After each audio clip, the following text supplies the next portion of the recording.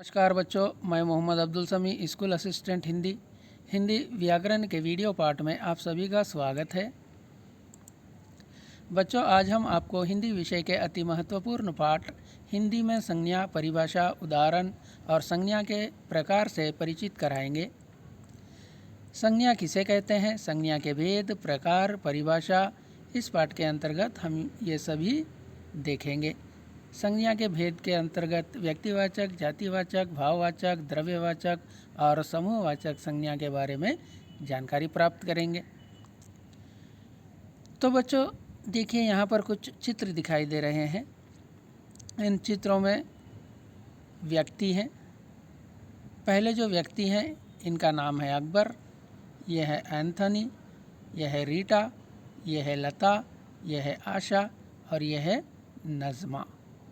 तो बच्चों देखा, हर व्यक्ति का कोई ना कोई नाम है।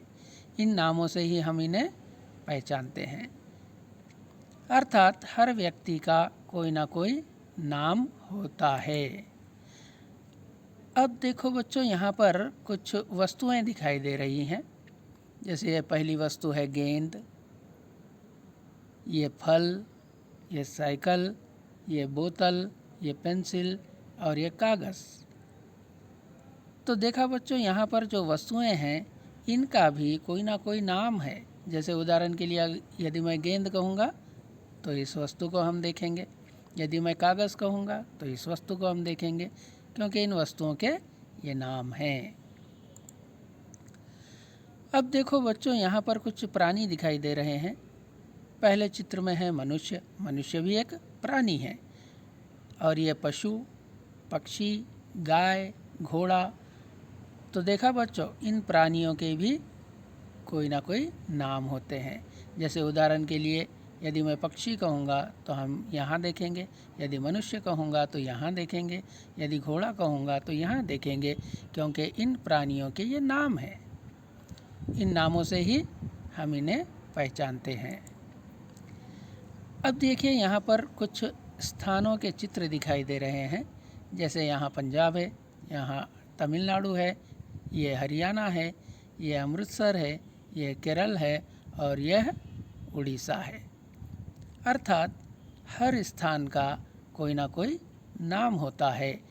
यदि मैं हरियाणा कहूँगा तो हम यहाँ देखेंगे, यदि मैं केरल कहूँगा तो यहाँ देखेंगे, यदि मैं पंजाब कहूँगा तो यहाँ देखेंगे, क्योंकि इन स्थानों के ये नाम है और इन नामों से ही हम इन्हें पहचानते हैं। अब यहाँ पर देखिए, क्रोध, खुशी, प्रेम, ईर्ष्या, दुख, भूख, प्यास, ये सभी भाव हैं। यदि मैं क्रोध कहूँगा तो ये भाव प्रकट होगा, यदि मैं प्रेम कहूँगा तो ये भाव प्रकट होगा, यदि मैं प्यास कहूँगा तो ये भाव प्रकट होगा, क्योंकि इन भावों के ये नाम हैं और इन नामों से ही हम इन भावों को पहचानते हैं। अब इस चित्र को देखिए। ये जो चित्र है, इस चित्र में जो स्थान दिखाई दे रहा है ये बगीचा है ना बच्चों। इस स्थान को हम बगीचा कहते हैं। इस स्थान में एक लड़का है जिसका नाम राहुल है। यहाँ पर एक वृक्ष है, यहाँ पर फूल है। अगर हम राहुल को देखेंगे तो उसके चेहरे पर प्रसन्नता दिखाई दे रही है ना बच्चों। अब देखिए, इस चित्र में बगीचा, राहुल, वृक्ष, फूल, प्रसन्नता, ये सभी किसी न किसी के नाम हैं। बच्चों, हमने देखा कि हर व्यक्ति, वस्तु, स्थान और भाव का कोई ना कोई नाम होता है। इन नाम वाले शब्दों को ही संज्ञा कहते हैं। दूसरे शब्दों में किसी भी व्यक्ति, प्राणी, वस्तु, स्थान आदि के नाम को संज्ञा कहते हैं। संज्ञा का अर्थ ही नाम है। आइए एक उदाहरण की सहायता से समझते हैं। बगीचे में वृक्षों पर खिले फूलों को देखकर राहुल प्रसन्नता से भर उठा। देखें, यहाँ पर जो चित्र है, हाँ, इसमें राहुल दिखाई दे रहा है। ये बगीचे में है। वृक्ष दिखाई दे रहे हैं, फूल दिखाई दे रहे हैं। फूलों को देखकर राहुल प्रसन्नता से भर उठा है। अब इसमें जो वस्तु है, कौन कौन सी वस्तु है? वृक्ष और फूल, ये दोनों वस्तुओं के नाम है। स्थान कौन सा है? बगीचा, अर्थात इस स्थान का नाम बगीचा है। और प्राणी कौन है? राहुल, अर्थात इस प्राणी का नाम राहुल है। और भाव कौन सा है? प्रसन्नता, अर्थात इस राहुल के अंदर जो हमें भाव दिखाई दे रहा है उसका नाम प्रसन्नता है। वस्तु के नाम जैसे वृक्ष और फूल, स्थान के नाम जैसे बगीचा, प्राणी का नाम जैसे राहुल और भाव का नाम प्रसन्नता। वृक्ष, फूल, बगीचा, राहुल, प्रसन्नता आदि नामों को ही संज्ञा कहते हैं। अब यहाँ पर देखिए, आदमी घोड़े पर बैठा है। यहाँ पर घोड़ा दिखाई दे रहा है और इस पर आदमी बैठा हुआ है। इस वाक्य में आदमी और घोड़ा प्राणियों के नाम है ना बच्चों? ये दोनों प्राणी हैं। आदमी और घोड़ा, ये दोनों प्राणियों के नाम है। कुर्सी पर पुस्तक है। यहाँ पर देखिए, ये कुर्सी है और इसके ऊपर पुस्तक है। इस वाक्य में कुर्सी और पुस्तक वस्तुओं के नाम है। कुर्सी भी एक वस्तु है और उस पर जो पुस्तक है वो भी एक वस्तु है। और कुर्सी और पुस्तक इन वस्तुओं के नाम है। अब यहाँ पर देखो बच्चों, चार मीनार हैदराबाद में है। इस वाक्य में चार मीनार और हैदराबाद स्थान के नाम है ना बच्चों? हैदराबाद एक स्थान का नाम है और चार मीनार भी एक स्थान का नाम है। दरिद्रता के समान संसार में कोई दुख नहीं है। इस वाक्य में दरिद्रता और दुख भावों के नाम है। यहाँ पर देखिए, इन बच्चों को देखने से हमें पता चल रहा है कि ये बहुत ही दरिद्र हैं। दरिद्रता इनको देखते ही हमें दरिद्रता दिखाई दे रही है और दुख भी दिखाई दे रहा है। तो ये भावों के नाम हैं। तो बच्चों, संज्ञा के बारे में हम जान चुके हैं कि नाम को ही संज्ञा कहते हैं। अब हम इसके भेद देखेंगे। संज्ञा के 5 भेद हैं: व्यक्तिवाचक संज्ञा, जातिवाचक संज्ञा, भाववाचक संज्ञा, समूहवाचक संज्ञा और द्रव्यवाचक संज्ञा। हम यहाँ पर भी देख सकते हैं संज्ञा के भेद। मुख्य रूप से 3 जो भेद हैं इसे मुख्य माना जाता है, महत्वपूर्ण माना जाता है: व्यक्तिवाचक संज्ञा, जातिवाचक संज्ञा और भाववाचक संज्ञा। द्रव्यवाचक और समूहवाचक जातिवाचक की तरह ही होते हैं। बहुत से विद्वान इन 2 भेदों को जातिवाचक के अंतर्गत ही मानते हैं, लेकिन हम यहाँ पर 5 भेद मानेंगे और इनका अलग अलग अध्ययन करेंगे। तो सबसे पहले देखते हैं व्यक्तिवाचक संज्ञा किसे कहते हैं। जो नाम किसी विशेष अर्थात किसी एक व्यक्ति, वस्तु या स्थान का बोध कराते हैं उन्हें व्यक्तिवाचक संज्ञा कहते हैं। उदाहरण के लिए, रोहित खेल रहा है। हम चार मीनार देखने गए थे। गोदावरी पवित्र नदी है। सूरज पूरब से निकलता है। इन वाक्यों में रोहित, चार मीनार, गोदावरी और सूरज एक विशेष व्यक्ति या स्थान का नाम है।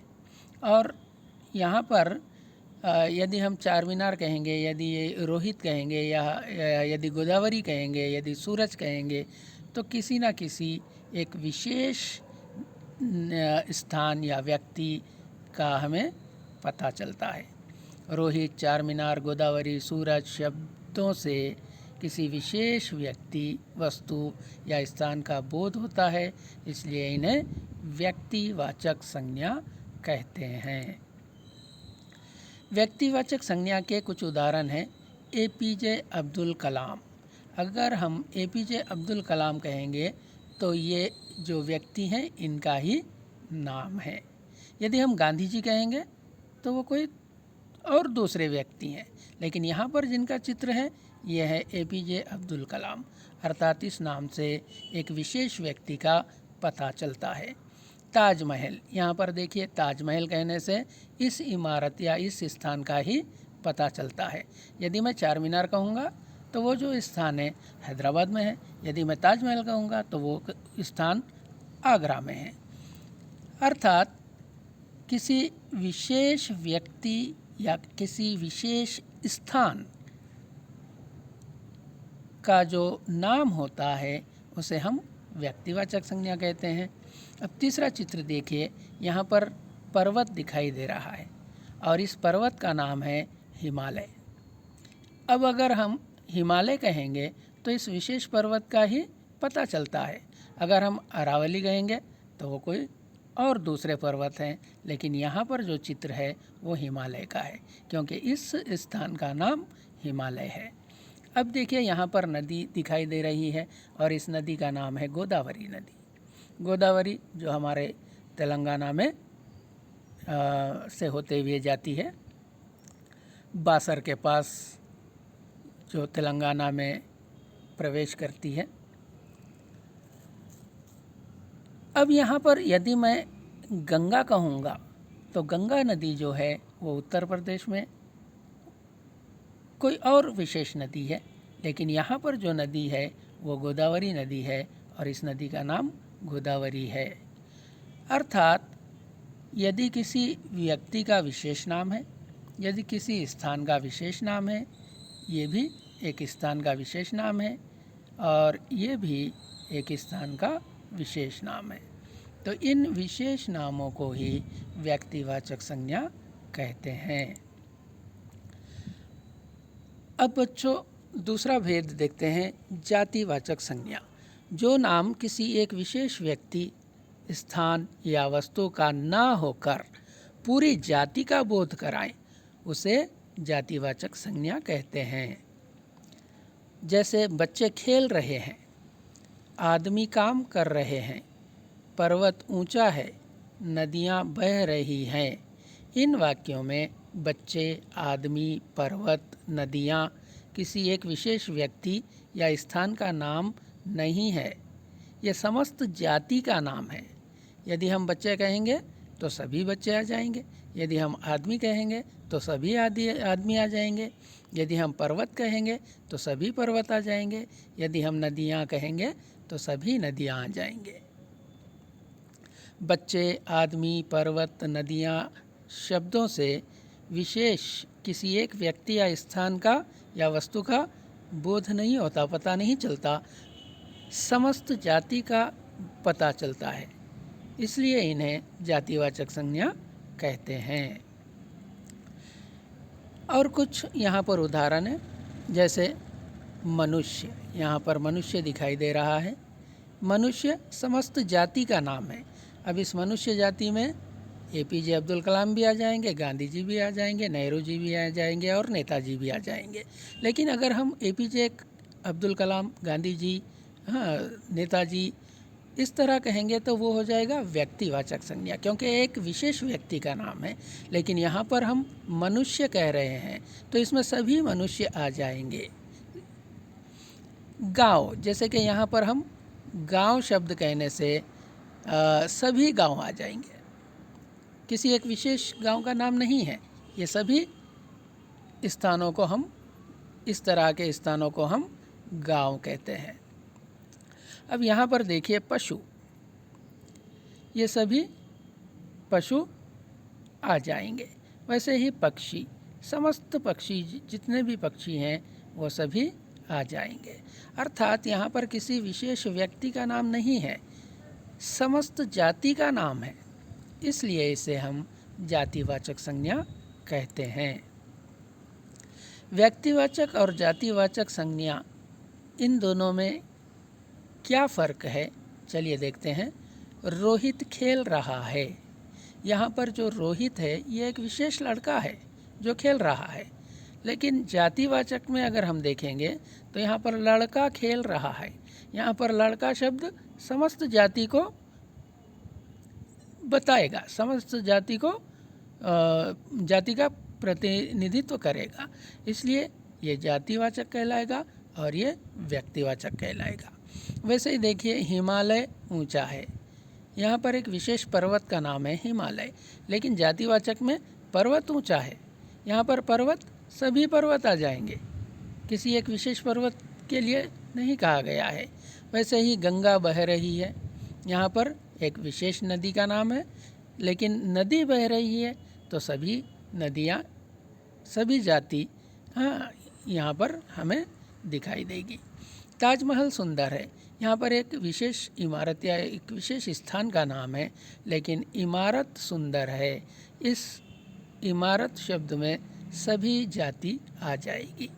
इस तरह ये व्यक्तिवाचक संज्ञा कहलाएगी और ये जातिवाचक संज्ञा। बच्चे, आदमी, पर्वत, नदियाँ शब्दों से हमें विशेष एक व्यक्ति, वस्तु या स्थान का बोध ना होकर समस्त जाति का बोध होता है, उन्हें जातिवाचक संज्ञा कहते हैं। अब देखिए और एक उदाहरण है व्यक्तिवाचक और जातिवाचक संज्ञा। जातिवाचक संज्ञा के अंदर हम पुस्तक कहते हैं। यहाँ पर पुस्तक कहने से सभी जाति यहाँ पर हमें पता चलेगी, लेकिन यदि हम रामायण और गीतांजलि कहते हैं तो रामायण एक विशेष पुस्तक है और गीतांजलि एक विशेष पुस्तक है जिसे गुरुदेव रविंद्रनाथ टैगोर ने लिखा है। अर्थात यहाँ पर पूरी जाति और यहाँ पर विशेष वस्तु, स्थान या व्यक्ति का नाम होगा। अब देखिए यहाँ पर पशु पक्षी, पशु पक्षी कहने पर सभी जाति का पता चलेगा, पशु जाति और पक्षी जाति। लेकिन कामधेनु, यहाँ पर कामधेनु का चित्र है और जटायु, यहाँ पर जटायु का चित्र है। तो कामधेनु और जटायु कहने पर विशेष व्यक्ति, एक विशेष पशु या विशेष पक्षी का हमें पता चलेगा। नगर, नगर समस्त जाति का पता देंगे। नगर कहने से सभी उस जाति को हम नगर ही कहेंगे, लेकिन दिल्ली और लखनऊ कहने पर किसी विशेष स्थान का पता चलेगा। जैसे व्यक्ति कहने पर व्यक्ति पूरी जाति का नाम है, समस्त जाति आ जाएगी, लेकिन लक्ष्मीबाई, अंशुमान, आयुषी कहने पर यह किसी विशेष व्यक्ति का नाम है। इमारत, इमारत समस्त जाति का नाम है, लेकिन कुतुब मीनार, ताजमहल, लाल किला किसी विशेष इमारत का नाम है। प्रांत और प्रदेश कहने पर समस्त जाति का पता चलेगा, लेकिन भारत, रूस, अमेरिका, गुजरात, हरियाणा कहने पर किसी विशेष प्रांत या देश का पता चलेगा। अर्थात समस्त जाति का जो नाम होता है उसे हम जातिवाचक संज्ञा कहते हैं। यदि किसी विशेष व्यक्ति का नाम होता है या विशेष स्थान का नाम होता है या विशेष पशु पक्षी का नाम होता है, प्राणी का नाम होता है या किसी विशेष भवन का नाम होता है, तो हम वो व्यक्तिवाचक संज्ञा कहलाएगा। चलिए बच्चों, अब तीसरा भेद देखते हैं, भाववाचक संज्ञा। जो शब्द किसी भाव, गुण, दशा, अवस्था आदि के नामों का बोध कराएं, उन्हें भाववाचक संज्ञा कहते हैं। उदाहरण के लिए, बुढ़ापे में बचपन याद आता है। गांधी जी सत्य अहिंसा के पुजारी थे। भूख और थकान ने उसका बुरा हाल कर दिया। बीमारी में चेहरे की प्रसन्नता चली जाती है। इन वाक्यों में बुढ़ापा, बचपन, सत्य, अहिंसा, भूख, थकान, बीमारी और प्रसन्नता शब्द भावों का बोध कराते हैं, उन्हें भाववाचक संज्ञा कहते हैं। उदाहरण के लिए यहाँ पर जो भाव दिखाई दे रहा है वो क्रोध है, यहाँ पर जो भाव दिखाई दे रहा है ये घृणा है, यहाँ पर जो भाव दिखाई दे रहा है भय है, यहाँ पर जो भाव दिखाई दे रहा है प्रसन्नता है, यहाँ पर जो भाव दिखाई दे रहा है शांति है, यहाँ पर जो भाव दिखाई दे रहा है दुख है, यहाँ पर जो भाव दिखाई दे रहा है आश्चर्य है। अर्थात इन भावों के ये नाम यहाँ पर दिए गए हैं। अर्थात भावों के भी नाम होते हैं और इन नामों को ही भाववाचक संज्ञा कहते हैं। चलिए चौथा भेद देखते हैं, समूहवाचक संज्ञा। जिससे व्यक्तियों, वस्तुओं आदि के समूह अथवा समुदाय का बोध हो, उन्हें समुदायवाचक संज्ञा कहते हैं। उदाहरण के लिए, आपका परिवार कहाँ रहता है? सभा समाप्त हो गई है, राजा की सेना आ रही है, छात्र कक्षा में बैठे हैं। इन वाक्यों में परिवार, सभा, सेना, छात्र शब्द समूह अथवा समुदाय का बोध कराते हैं, उन्हें समूहवाचक संज्ञा कहते हैं। यहाँ पर एक समूह अर्थात एक ग्रुप, एक कम्युनिटी का हमें पता चलता है, इसलिए हम इन्हें समूहवाचक संज्ञा कहते हैं। यहाँ पर कुछ उदाहरण है, देखिए ये जो समूह दिखाई दे रहा है इसे हम परिवार कहते हैं, अर्थात इस समूह का नाम परिवार है। यहाँ पर जो समूह दिखाई दे रहा है इसका नाम है सैनिक, और यहाँ पर जो समूह दिखाई दे रहा है इसका नाम है किसान, और यहाँ पर जो समूह दिखाई दे रहा है इसका नाम है छात्र। क्योंकि ये समूह के नाम है इसलिए हम इन शब्दों को समूहवाचक संज्ञा कहते हैं। चलिए पांचवा भेद देखते हैं, द्रव्यवाचक संज्ञा। द्रव्यवाचक संज्ञा जिससे किसी धातु, द्रव्य आदि पदार्थों का बोध हो, उन्हें द्रव्यवाचक संज्ञा कहते हैं। जैसे चांदी सोने से सस्ती होती है, बच्चों को दूध पीना चाहिए, सारा पानी बह गया, हम सब्ज़ी तेल में बनाते हैं। इन वाक्यों में चांदी, सोना, दूध, पानी और तेल शब्द धातु, द्रव्य आदि पदार्थों का बोध कराते हैं, उन्हें द्रव्यवाचक संज्ञा कहते हैं। यहाँ पर टाइपिंग त्रुटि हुई है, यहाँ पर भाववाचक नहीं द्रव्यवाचक संज्ञा होना चाहिए। तो बच्चों समझ गए ना, द्रव्यवाचक संज्ञा में कोई धातु या कोई द्रव्य पदार्थ जो होते हैं उनके जो नाम होते हैं, जैसे चांदी, सोना, दूध, पानी और तेल, ये सभी शब्द द्रव्यवाचक संज्ञा के अंतर्गत आते हैं। जैसे कुछ उदाहरण है, यहाँ पर तेल, इस जो द्रव्य है या जो पदार्थ है इसका नाम है तेल। यहाँ पर जो पदार्थ है इसका नाम है दूध, यहाँ पर जो पदार्थ है इसका नाम है नमक, और यहाँ पर जो पदार्थ है इसे सोना कहते हैं।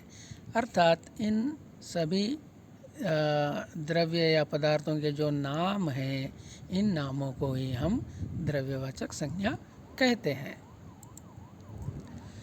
अब अभ्यास करते हैं। नीचे लिखे वाक्यों में संज्ञा शब्दों पर गोला लगाइए। देखिए यहाँ पर राम ने मीठा आम खाया।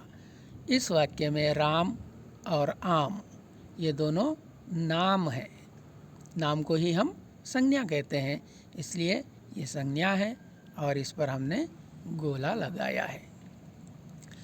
दूसरे वाक्य में देखिए, बच्चा खिलौनों से खेल रहा है। इसमें बच्चा और खिलौने ये दोनों नाम हैं और हम नाम को ही संज्ञा कहते हैं, इसलिए इन शब्दों पर हमने गोला लगाया। सदा सत्य बोलो। यहाँ पर जो सत्य है ये एक भाव का नाम है ना, इसलिए हमने इस नाम को भी या इस संज्ञा को भी गोला लगाया। लता मंगेशकर अच्छी गायिका हैं। इसमें लता मंगेशकर और गायिका दोनों नाम हैं, इसलिए हम इन नाम वाले शब्दों अर्थात संज्ञा पर गोला लगाया। ताजमहल यमुना किनारे स्थित है। यहाँ पर ताजमहल और यमुना दोनों नाम हैं और नाम वाले शब्दों को ही हम संज्ञा कहते हैं, इसलिए यहाँ पर भी हमने इन संज्ञा शब्दों पर गोला लगाया। दूसरा अभ्यास देखते हैं। नीचे लिखे वाक्यों में रेखांकित किए गए शब्दों में संज्ञा का कौन सा भेद है। यहाँ पर देखिए, रामायण एक सद्ग्रंथ है। यहाँ पर रामायण के नीचे रेखांकित किया गया है और ये संज्ञा का कौन सा भेद है। क्योंकि रामायण एक विशेष पुस्तक का नाम है, इसलिए ये व्यक्तिवाचक संज्ञा है। बच्चे बारिश में घूम रहे हैं। यहाँ पर बच्चे रेखांकित किया गया है। बच्चे शब्द किसी एक विशेष व्यक्ति का बोध नहीं कराते हैं, बल्कि समस्त जाति का बोध कराते हैं, इसलिए ये जातिवाचक संज्ञा है। आज बहुत सर्दी है। यहाँ पर जो सर्दी शब्द है यह एक भाव है। क्योंकि ये भाव है इसलिए ये भाववाचक संज्ञा है। स्त्रियां बातें कर रही थीं। यहाँ पर स्त्रियां शब्द जो है वो किसी एक विशेष व्यक्ति का नाम ना होकर समस्त जाति का नाम है, इसलिए ये जातिवाचक संज्ञा है। सचिन तेंदुलकर अच्छा क्रिकेटर है। यहाँ पर जो सचिन तेंदुलकर शब्द के नीचे रेखांकित किया गया है, ये शब्द व्यक्तिवाचक संज्ञा है, क्योंकि सचिन तेंदुलकर कहने पर एक विशेष व्यक्ति का हमें पता चलता है, इसलिए यह व्यक्तिवाचक संज्ञा होगा। वाणी में मिठास होनी चाहिए। यहाँ पर जो मिठास शब्द के नीचे रेखांकित किया गया है, यह शब्द भाव है, इसलिए यह भाववाचक संज्ञा कहलाएगा। चलिए अगला अभ्यास देखते हैं। खाली स्थानों में संज्ञा शब्द भरिए। डैश बहुत बड़ा जानवर है, हाथी। हाथी एक संज्ञा शब्द है। आम में मिठास होती है। मिठास एक संज्ञा शब्द है, ये जातिवाचक संज्ञा और यह भाववाचक संज्ञा। मेरे देश का नाम भारत है। यहाँ पर भारत संज्ञा शब्द है और ये व्यक्तिवाचक संज्ञा है। मैं बरई गांव में रहता हूँ। यहाँ पर गांव का नाम है बरई, ये एक विशेष गांव का नाम है, इसलिए यह व्यक्तिवाचक संज्ञा है। चलिए अगला अभ्यास देखते हैं। संज्ञा शब्द पहचानिए। ए में राजा, बी में चलना, सी में तेज और डी में हम। इनमें संज्ञा शब्द कौन सा है। चलना, चलना क्रिया होगा, काम का नाम है। तेज क्रिया विशेषण होगा, हम सर्वनाम होगा। ये तीनों संज्ञा नहीं हो सकते, लेकिन राजा, राजा संज्ञा शब्द होगा। तो उत्तर होगा ए। व्यक्तिवाचक संज्ञा शब्द पहचानिए। यहाँ पर 4 विकल्प हैं। ए सभा, बी ताजमहल, सी नदी और डी पर्वत। इसमें व्यक्तिवाचक संज्ञा कौन सा है। ताजमहल। ताजमहल कहने पर एक विशेष इमारत का पता चलता है, इसलिए हम इसे व्यक्तिवाचक संज्ञा कहेंगे और हमारा उत्तर होगा बी ताजमहल। जातिवाचक संज्ञा शब्द पहचानिए। यहाँ पर ए में रोहित, बी में नमक, सी में गंगा और डी में लड़का दिया गया है। इनमें जातिवाचक संज्ञा शब्द कौन सा है, हमें पहचानना है। तो यहाँ पर जो जाति का बोध कराने वाला शब्द है वो है लड़का, क्योंकि लड़का कहने पर समस्त जाति का पता हमें चलता है, इसलिए हमारा उत्तर होगा डी लड़का जातिवाचक संज्ञा। भाववाचक संज्ञा शब्द पहचानिए। यहाँ पर 4 विकल्प हैं। ए चारमीनार, बी सैनिक, सी दर्द और डी तेलंगाना। तो हमें भाववाचक संज्ञा पहचानना है और इन 4 विकल्पों में दर्द शब्द जो है ये एक भाव है और हमारा उत्तर भी होगा सी, क्योंकि दर्द भाववाचक संज्ञा है। समूहवाचक संज्ञा शब्द पहचानिए। यहाँ पर लड़का, किसान, शांति और हैदराबाद विकल्प हैं। तो यहाँ पर जो समूह को बताने वाला नाम है वो है किसान, बी किसान। किसान क्योंकि एक समूह को बताता है इसलिए ये समूहवाचक संज्ञा कहलाएगा और हमारा उत्तर होगा बी किसान। द्रव्यवाचक संज्ञा शब्द पहचानिए। सोना, रानी, पाठशाला, शिक्षक। इसमें द्रव्य या पदार्थ का नाम बताने वाले जो शब्द हैं वो है सोना। सोना क्योंकि एक पदार्थ या द्रव्य का नाम है इसलिए हम इसे द्रव्यवाचक संज्ञा कहेंगे और हमारा उत्तर होगा ए। रोहित खेल रहा है। इस वाक्य में संज्ञा शब्द पहचानिए। खेल, रहा, रोहित, है। इन 4 विकल्पों में सही विकल्प होगा रोहित, क्योंकि रोहित एक व्यक्ति का नाम है इसलिए नाम वाले शब्दों को हम संज्ञा कहते हैं। संज्ञा रोहित है इसलिए हमारा उत्तर होगा सी रोहित। रोहित खेल रहा है। रेखांकित शब्द कौन सी संज्ञा है? 4 विकल्प हैं। ए व्यक्तिवाचक, बी भाववाचक, सी जातिवाचक, डी समूहवाचक। क्योंकि रोहित एक विशेष व्यक्ति का नाम है इसलिए हम इसे व्यक्तिवाचक संज्ञा कहेंगे और हमारा जो उत्तर है वो भी होगा ए। लड़का खेल रहा है। रेखांकित शब्द कौन सी संज्ञा है? यहाँ पर जो लड़का शब्द के नीचे रेखांकित किया गया है कौन सी संज्ञा है? 4 विकल्प हैं। ए में व्यक्तिवाचक, बी में भाववाचक, सी में जातिवाचक और डी में समूहवाचक। क्योंकि लड़का शब्द जो है ये किसी विशेष व्यक्ति का बोध ना कराते हुए समस्त जाति का बोध कराता है इसलिए ये जातिवाचक संज्ञा होगा और हमारा उत्तर भी होगा सी। लड़का दुख से रो पड़ा। लड़का दुख से रो पड़ा। रेखांकित शब्द कौन सी संज्ञा है? दुख के नीचे रेखांकित किया गया है और 4 विकल्प हैं। व्यक्तिवाचक संज्ञा, भाववाचक संज्ञा, जातिवाचक संज्ञा और समूहवाचक संज्ञा। दुख क्योंकि एक भाव का नाम है इसलिए हमारा उत्तर भी होगा बी भाववाचक संज्ञा। ये देखिए बी यहाँ पर भी टाइपिंग त्रुटि हुई है। यहाँ पर सी नहीं बी उत्तर होगा भाववाचक संज्ञा क्योंकि ये एक भाव का नाम है। लड़का दूध पी रहा है। रेखांकित शब्द कौन सी संज्ञा है?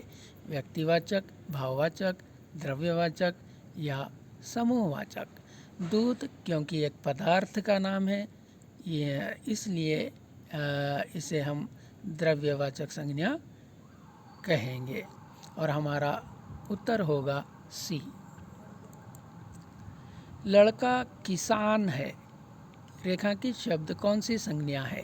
किसान के नीचे रेखांकित किया गया और हमारे पास 4 विकल्प हैं। व्यक्तिवाचक, भाववाचक, द्रव्यवाचक और समूहवाचक।